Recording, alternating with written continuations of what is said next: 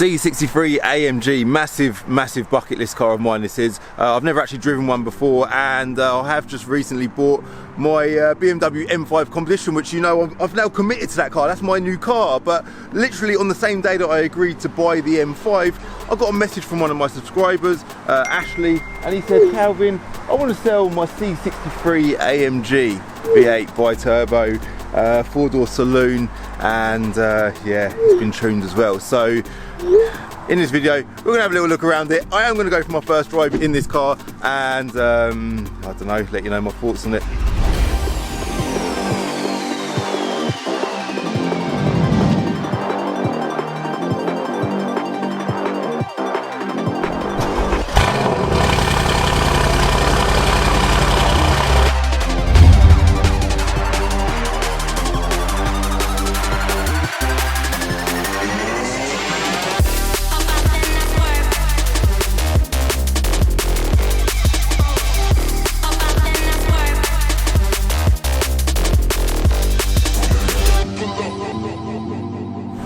Right, so yeah, C63 Amg W205 4-litre bi-turbo. This car is not an S model. The S model's got, I think they've got about 500 brake horsepower. These have got about 575, 580, a little bit less power. Behind me there I've got my BMW M4 CS, which I am still daily driving because my M5 that I just bought has just gone off to the body shop to get the front bumper painted, and I've got the mirror caps repainted as well. Just a few stone chips, wanted to tidy it up. So yeah, I am still daily driving that, absolutely love it. But obviously a C63 is a competitor of the M4, but the M4 being a CS is a lightweight car. It's a bit more, it's actually worth quite a lot more money than the C63, believe it or not. The value on the C63 currently is about £35,000, and then the M4, even being a categorised car, is 10 grand more than that. So what we'll do now, because I've got the car running, is let me just show you what this thing sounds like, because it sounds like a bloody monster.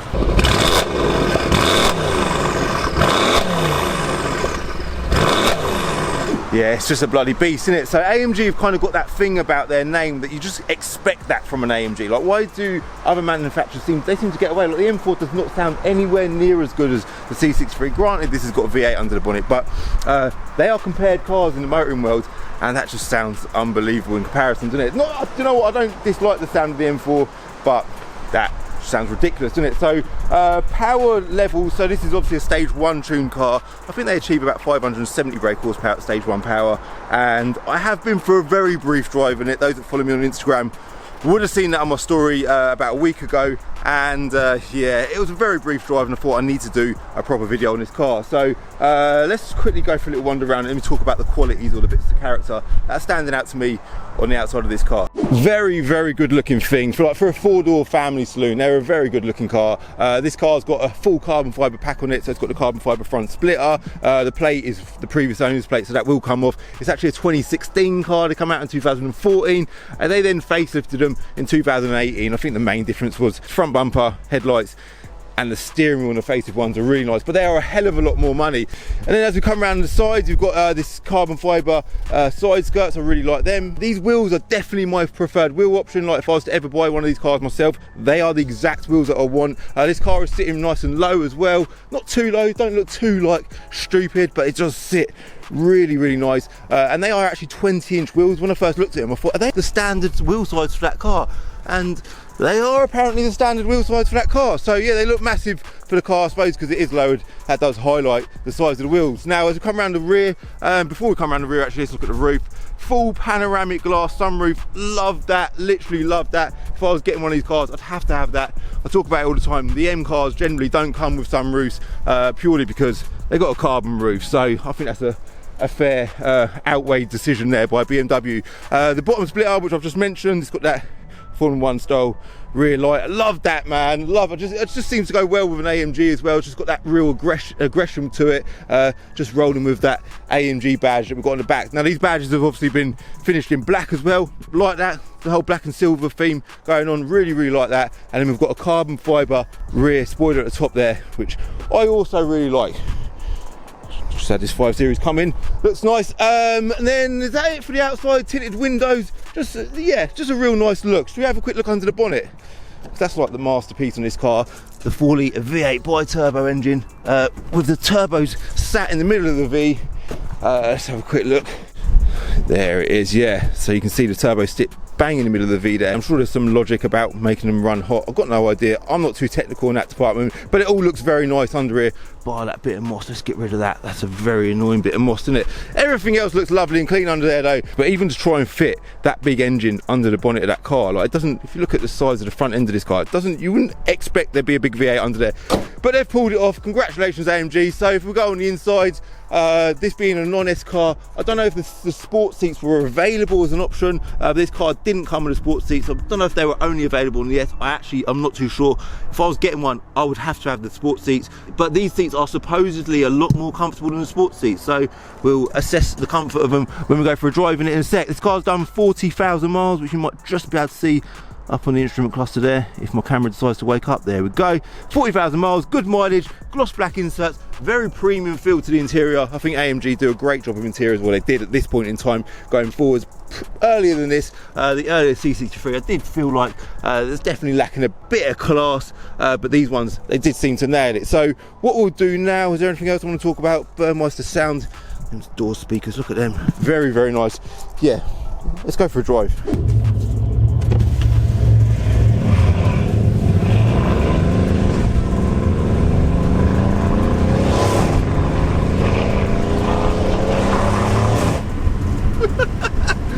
What a noise these things make. Now, when I first drove the W204 C63 Amg, the earlier cars, and I mentioned the interiors, finish is probably not modern enough for my liking, but put that to one side a minute, because the way them cars drive is absolutely brilliant. If I was able, if I could bring myself to actually hang on to a car for the rest of my life, that would be one of them cars. I say one of them, there's lots of others that I would hang on to if I could, but that would definitely be in my forever garage, because I love them cars. W204 C63 AMG, that 6.2 litre V8 naturally aspirated engine, literally, it's amazing. Now they're 450 brake horsepower, like I say, these are a bit more than that from factory. I suppose they are a bi-turbo. That may just look like it was going to pull out there. That's it. Maybe it's just my luck in videos, I don't know. But yeah, straight away after driving this, like my initial reaction to the power, listen to the crackles, man. The power delivery is a lot more low in power. Obviously you'd expect that because it's a bi-turbo, but it's just savage, man. Traction control is just blinking at me. Let's just try and work out, turn it off. Down there, press and hold that. There we go. It's a damp day today, so traction control kind of needs to be off, because otherwise it'll just be trying to kick in the whole time as it slips. But you know what, that's putting power down really well, considering, like, bear in mind guys, this is a rear-wheel drive car. The E63 AMG, obviously the car up from the C63, they are a four-wheel drive, and if you get the S, that's a switchable system, so you can switch it from four-wheel to rear-wheel drive, which is amazing. Now the back end is a little bit sketchy, but it ain't too bad. Yeah,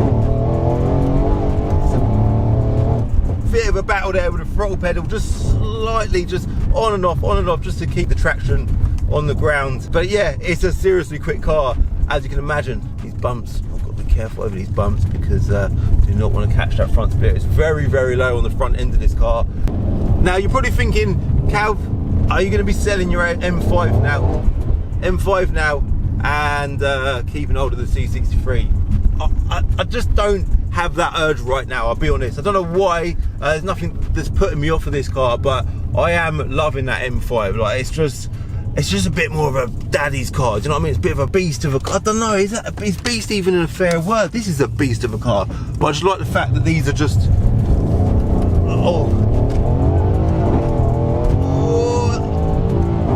I just like the fact that the M5 is just a bigger car, loads more room, little bit more luxury inside. Like, not to say that this isn't luxurious inside, but I just think the M5 just offers me a bit more. Obviously price points, like they're almost incomparable anyway, because the M5's a hell of a lot more money. Weight, I just want to quickly touch on the weight subject to these cars. My sort of initial feeling is it does feel quite heavy. It feels very light on the throttle pedal, as in it responds really well, but it does feel, I cannot use the word sluggish, it does not feel sluggish, but it does feel a bit weighty. I just had a quick look at the weight difference between this and the M4 CS. which is 500 brake horsepower for those that don't know. So this is running quite a bit more power than that. But the difference in weight is about 130 kilos. I think these are about 1720 kilos, whereas the M4CS is about 1580 kilos, I think. So that definitely does give you that sort of lightweight feeling when you're driving it. But the savageness that an AMG offers you is a different league. So let me quickly just stop here. We're going to do draggy times. I want to see how quickly this does 20 to 70 mile an hour. Right, let's do that now. Come on, car. That's it. Get it off. Flat.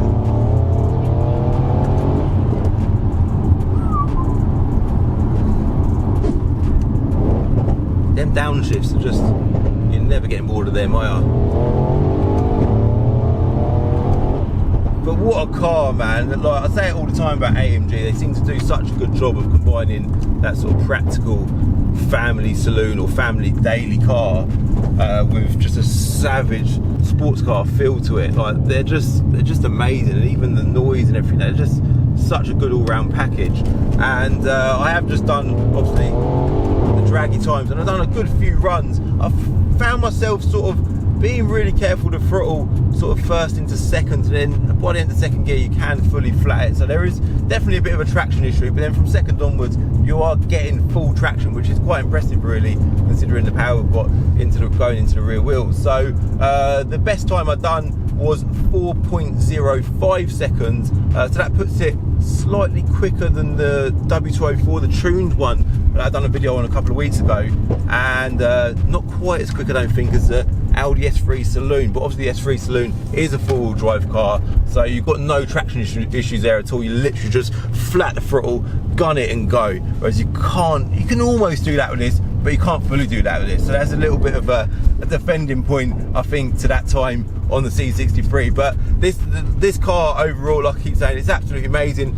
You've got switchable driving mode, so throughout this journey I've been driving it in Sports Plus. So that does give the exhaust a slight change in sound. I've also been driving it in manual mode the whole way because I just prefer to manually shift, and the way you shift, of course, is via the paddles on the back of the steering wheel there, which are very neat looking paddles. I don't think they don't look like they can be changed, but I don't think you'd ever want to change them anyway. I know I've previously swapped my paddles out on my BMWs over the past for like carbon fibre ones and stuff, but yeah, these are very nice paddles. So yeah, man, C63 AMG, like I said earlier, I don't think I'll be rushing to put my M5 up for sale for an AMG, not anytime soon. It is definitely a car that I'll get in my life as my own daily car at some point soon, but for now I'm very happy with the M5. But one thing I will say about these cars is, as I was filming it earlier back at Bin Car, we've got an Audi RS3 parked there up for sale. Lovely car, very nice thing, 2016 car as well. I think it's done similar miles to this, and I think that's about £31,000, so that's a little bit less money for than this, but they are in the same sort of price point. And I just look at these cars and I do think this looks like a £40,000+ car. I think they're good value for money. I think that's what they have got going for them.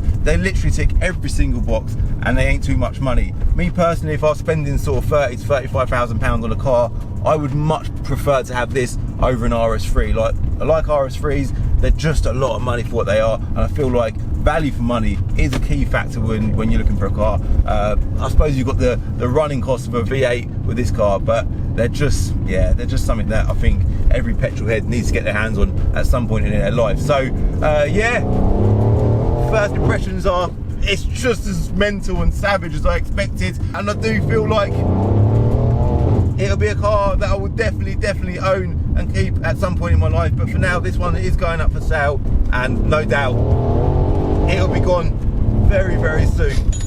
Thank you very much for watching. I hope you liked this video. If you did like this video, do me a favour, bumpy roads, hit the like button, hit subscribe for a new video every Wednesday and Sunday at 6 o'clock. And if you're on Instagram, give me a follow on Instagram at Calvin's Car Diary. I'll see you in my next video. Alright, bye.